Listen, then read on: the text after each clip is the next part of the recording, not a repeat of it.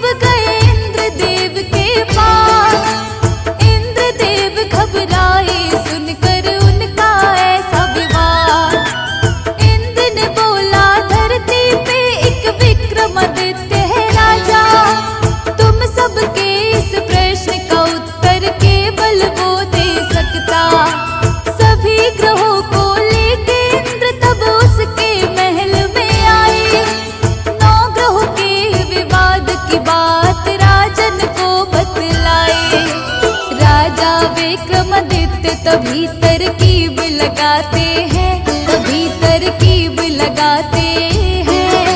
शनिवार के व्रत की तुमको कथा सुनाते हैं, हम कथा सुनाते हैं। तेरी जय हो शनि भगवान, भक्तों का रखते ध्यान। तेरी जय हो शनि भगवान, भक्तों का रखते ध्यान।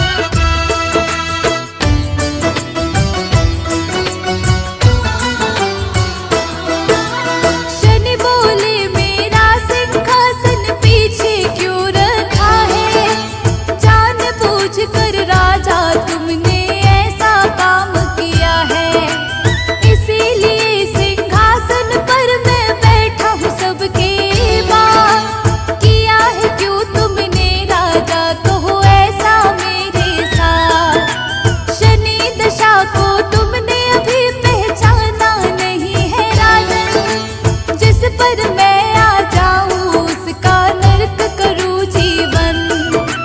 मेरे क्रोध से दुनिया में कोई बच नहीं सकता है, जिस पर क्रोधित हो जाऊं मैं कर दूं सत्यानाश। क्रोधित होकर शनि महल से बाहर आते हैं, महल से बाहर आते हैं। शनिवार के व्रत की तुमको कथा सुनाते हैं, हम कथा सुनाते हैं। तेरी जय हो शनि भगवान, भक्तों का रखते ध्यान। तेरी जय हो शनि भगवान, भक्तों का रखते ध्यान।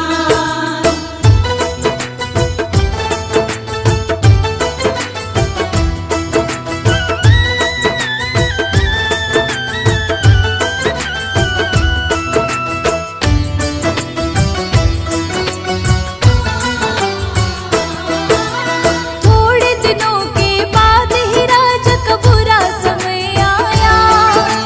शनि देव ने अपने क्रोध को उस पर दिखलाया। घोड़े का व्यापारी बन शनि आए राजा के पास। शनि देव से राजा ने कुछ घोड़े खरीदे खास। एक दिन राजा घोड़े पे शिकार करने निकला जब, जंगल की तरफ घोड़ा दौड़ा हो गया फिर गायब। भूख प्यास से व्याकुल अब राजा होने लगता है। घूमते घूमते राजा को तब एक सेठ मिलता है। सेठ राजा से भक्तों उसका नाम पूछते हैं, उसका नाम पूछते हैं। शनिवार के व्रत की तुमको कथा सुनाते हैं, व्रत कथा सुनाते हैं। तेरी जय हो शनि भगवान, भक्तों का रखते ध्यान। तेरी जय हो शनि भगवान, भक्तों का रखते ध्यान।